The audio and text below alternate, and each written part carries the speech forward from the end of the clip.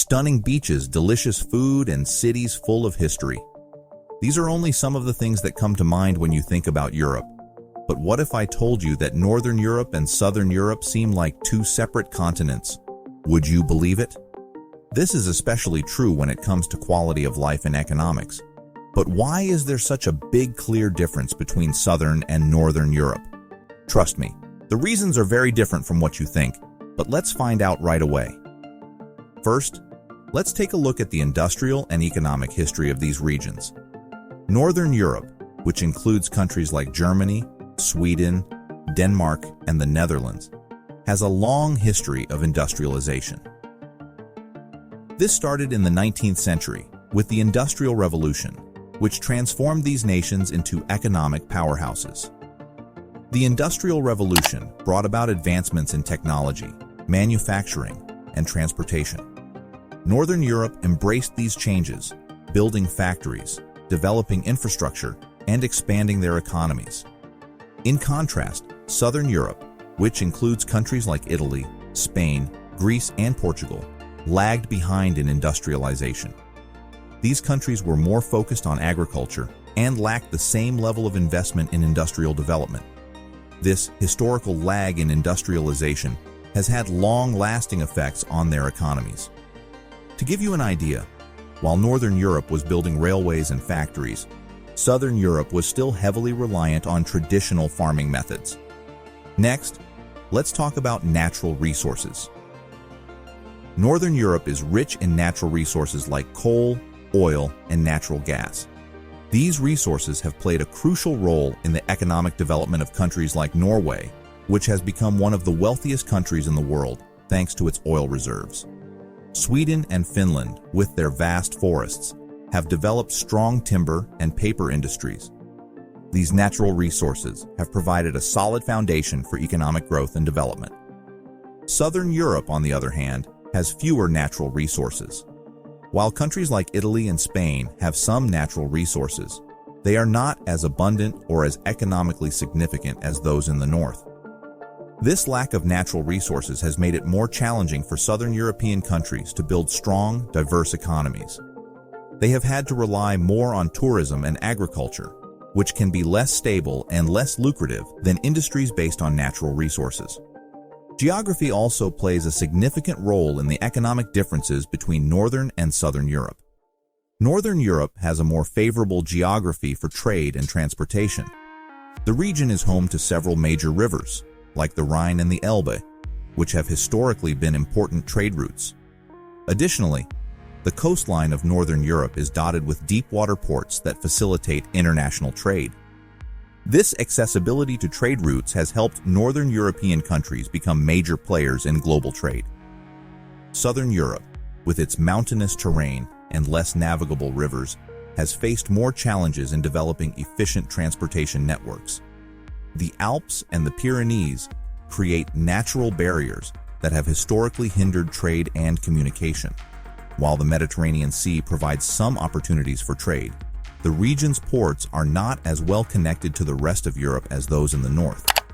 This geographical disadvantage has made it harder for Southern European countries to compete in the global market.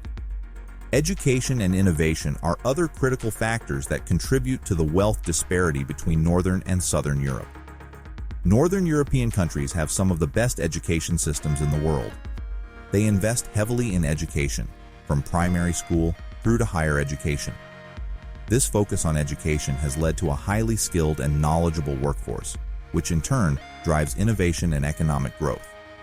Countries like Sweden, Finland, and Iceland are known for their high levels of innovation and research and development. In Southern Europe, education systems have historically not received the same level of investment. While there are excellent universities and educational institutions in countries like Italy and Spain, they often face challenges such as underfunding and outdated curricula. This has resulted in a workforce that, on average, has lower levels of education and skills compared to their Northern European counterparts. Without a strong emphasis on education and innovation, it is more challenging for Southern European countries to compete in the global economy. In particular, having a lower level of education. This also spills over into the world of work. especially with taxes which in Southern Europe are very high and do not encourage people to work. Tax systems can be less efficient and less effective at redistributing wealth. Issues such as tax evasion and corruption have historically been more prevalent in Southern European countries, leading to less funding for public services and social programs. This lack of investment in public infrastructure and social welfare can hinder economic development and contribute to economic instability.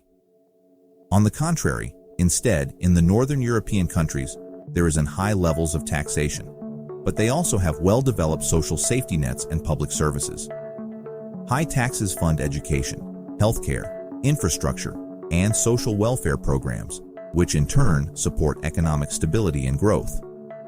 This model of high taxation and high public investment has helped Northern Europe build strong, resilient economies. Cultural differences also play a role in the economic disparity between Northern and Southern Europe. Northern European countries tend to have cultures that emphasize efficiency, punctuality, and long-term planning. These cultural traits are conducive to building strong, stable economies. In countries like Germany and Sweden, there is a strong work ethic and a focus on productivity, which has contributed to their economic success. In Southern Europe, cultures tend to be more relaxed and emphasize a slower pace of life. While this can lead to a high quality of life in many respects, it can also result in lower levels of productivity and economic efficiency. Additionally, Southern European countries have historically placed a higher value on family and social connections, which can sometimes take precedence over economic considerations that we talked before. Now, let's discuss some additional factors that contribute to the wealth disparity between Northern and Southern Europe. One such factor is political stability. Northern European countries generally have more stable political systems, with less frequent changes in government and fewer instances of political turmoil. This stability creates a favorable environment for economic growth and investment. Businesses and investors are more likely to invest in a country with a stable political climate, as it reduces the risk of sudden changes in policy or economic conditions. In contrast, Southern European countries have experienced more political instability over the years. Frequent changes in government, political corruption, and economic crises have created an environment of uncertainty. This instability can deter investment and hinder economic growth. When businesses and investors are unsure about the future political and economic landscape, they are less likely to take risks and invest in the region. Another factor to consider is the structure of the economies in Northern and Southern Europe. Northern European countries tend to have more diversified economies, with strong industrial, technological, and service sectors. This diversification makes them more resilient to economic shocks and downturns. For example, if one sector of the economy experiences a decline, other sectors can help offset the impact. Southern European economies are often less diversified, with a greater reliance on tourism, agriculture, and construction. While these sectors can be lucrative, they are also more vulnerable to economic fluctuations and external shocks. For instance, the global financial crisis of 2008 and the COVID-19 pandemic had a significant impact on Southern European countries that rely heavily on tourism. Without a diversified economic base, it is more challenging for these countries to recover from such crises. Additionally, Northern European countries generally have better governance and institutional frameworks. Strong institutions, effective governance, and the rule of law are crucial for economic development. They ensure that businesses can operate efficiently, contracts are enforced, and property rights are protected. Countries like Denmark and Finland consistently rank high in measures of governance and institutional quality. Southern European countries, while making progress, often face challenges in these areas. Issues such as bureaucratic inefficiencies, corruption, and weak legal systems can hinder economic development. When businesses face obstacles like lengthy bureaucratic processes or uncertain legal environments, it can discourage investment and economic activity. Finally, let's touch on social factors that contribute to the economic differences between Northern and Southern Europe. Northern European countries tend to have lower levels of income inequality and higher levels of social mobility.